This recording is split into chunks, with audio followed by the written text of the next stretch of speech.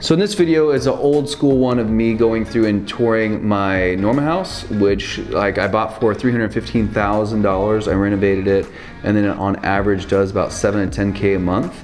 And so I think I bring in about $120,000 to $150,000 a year on this property, depending, because some months I've made like $15,000. I made $30,000 one month in this property, which is crazy, but other months I don't. So it just depends on the month. Right now we're kind of balancing an act between 10K, we made like 11K last month, and like this month we're around like 5. I'm hoping to end the month at 7. So we'll see how everything is with coronavirus, but overall it's a profitable house, and I wish all of us had a house just like the Norma house. Hope you guys enjoy the walkthrough, and roll it. Hi, this is Sean Ray with Sean Ray Realty, and today we're going to be checking out my house that's made over $10,000 in 1 month. Let's get into it. All right, so don't mind the mess. The cleaners just got here. My guest just left. But in this video, I'm going to be showing you around the upstairs and downstairs and the backyard of this house that I call it like the party house. The code name for it is called the Norma house because it's right next to Norma's Cafe over in the Dallas area. It's so huge. We fit over 100 people in here at any of my personal parties. Now, when you have Airbnb homes, they are your homes. And so if you don't choose to rent them out every single day, then you don't have to. And so I've done many personal parties with hundreds of people here. Last party I did was a Gatsby party, and it had like 120, 130 people here. And basically I have a free event space just to have my friends go over and party. But on the weekends, if I want to, I can rent it out. And that gives me thousands of dollars just basically to have a house for free to party in. So this is my favorite part of the house. It's the backyard. Initially, this place just had this backyard area, and I got these stumps from my neighbor that was cutting down his tree. So I figured, wouldn't it be cool if I just put a whole bunch of like circle of the stumps and a big old bonfire in the middle? Thought that'd be pretty cool. And then I wanted there to be 5 bedrooms on this property. It's a 4-bedroom, 4-bath. And I was like, wouldn't it be cool if there was 5 bedrooms? So I wanted to build a tiny home where the fire pit is, but I sourced it out, and the amount of stress it would take to build a tiny home at the time just wasn't worth it. So I was like, what if I just got a big old teepee and just put an air conditioner in it? So yeah, this is basically it. I somehow got 2 beds in here, which is pretty awesome. And it was humid for a long time, and so I got myself a portable air conditioning unit. And this was really smash hit. People love this thing. So if I were to go back and do it all over again, then I would get larger washer and dryers. I bought these washer and dryers off Facebook Marketplace. They're too small for this big of a house. I would have got like a more industrial size washer and dryer. I built this area out for the washer and dryer to be downstairs. It was initially like a big wall right here, but I only built it out big enough for this size. So now I can't ever upgrade to an industrial size unless I want to rebuild this whole thing. And also this table right here is an extendable table.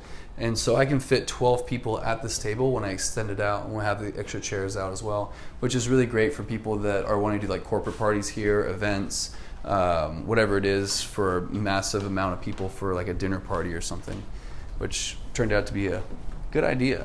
Pardon the cleaning, they're still in the middle of cleaning this, but downstairs bed, I have a cleaning service that comes in, they pay me, I pay them for this property, $100. It's a 4-bedroom, 4-bath, huge, like 2,500, 2,600 square feet. So $100 is great.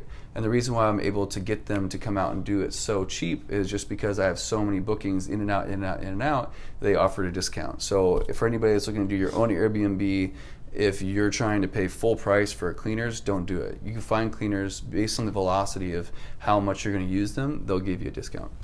So it's cool looking at this now, seeing this whole place look nice and put together, even though it's a little dirty, based on how I first bought it. When I first bought it, it was just not where it needs to be right now. It didn't look horrible, and I'll go into more details, like I said, in a minute about why I chose this property and how much renovation costs, everything like that. But it's great to see it all put together, and I like this little, when I first bought it, I didn't know what I was going to use this little nook and cranny for, because it wasn't big enough for anything. But then I stumbled upon one of my family members happened to have a friend that had a piano they were getting rid of right as I was getting this house, and so now I got myself this nice little piano. Also, another benefit to being an Airbnb host is that guests always leave like the most random stuff. So I have like a random bookshelf of most improved award, I have speech debate, I have random hats. And so now you can just basically come in here and have free stuff. Like anytime that you come in here, you have props for whatever you want to do. All right, so this is my second favorite place in the house. I love this area because it can be so many things to so many different people. And we get like 10 people in here. We just like slumber party it up and just watch everything from Iron Man all the way to Infinity War. And there's great memories here for that. And so it could be a movie room, like a theater. Also, I have the PlayStation. And so you can come, I've been in here with my friends, we all play PlayStation. I bought 4-player games with four controllers. We're all in here like going crazy, like Mario Kart style. And then the best part is this thing. Yeah, buddy. I got this 5.1 surround sound system, and you can plug these microphones into the surround sound system, and then it's karaoke night. And so I thought I'd be doing a lot more karaoke nights here, but surprisingly I haven't. I've only done like 1 or 2, but man, when you have a couple drinks in you and you guys don't know what else to do, it's like 1, 2 o'clock at night, and you say, I got a karaoke room. Everyone's like, yeah! Hola! So this is my patio, and it just makes me feel like a king. I don't know why, but I just love looking out here. The sunset goes down right over here, and whenever I have my get-togethers here, I can see my friends walk up on like from way down the street, walking up here, and I can wave at them. That Gatsby party I was telling you about, and then I had this moment where I had like 4 or 5 guys with a champagne bottle, and we were just like shaking it like crazy, slow-mo, shooting out the champagne all over the place. I really wanted someone to be under it, walking out at the same time we're doing it. And I had my friend Brian just losing his mind in slow-mo. It's great to hear him laugh like, oh, oh, oh, oh, oh, oh, oh.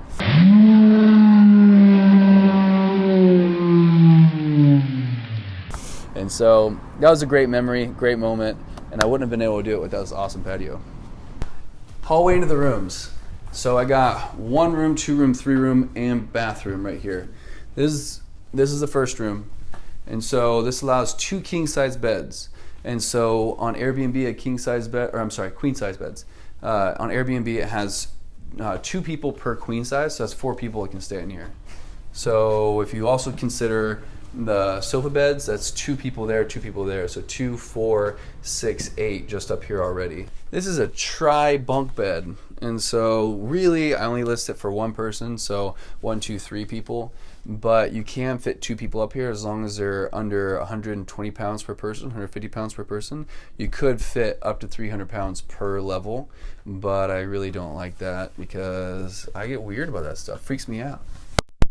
So this is the master bedroom. There's a master bedroom downstairs as well, but this is like the upstairs master bedroom. And so you get the single bedroom, you get the single bed, and there used to be a massage table up here, which was super clutch, but someone broke it, and now I'm trying to get Airbnb to pay me for that broken massage table. And another favorite thing in this house of mine, my crazy sadistic baby head. I don't know why I love this thing so much. It's like this Greek sculpture of just a really insane looking baby head. I don't know. I've got a lot of people mention like, why do you have a decapitated baby head in your thing? I'm like, I don't know, man. I just like it. Okay, hopefully you guys enjoyed that video. If you guys have any questions about how I sourced the house or anything that I mentioned in the video, then I will go over it in the next video because I'll be talking about numbers in the next video about how I bought it for, how much it got renovated for, all that kind of fun stuff. So see you in the next video where we break down this video in that video.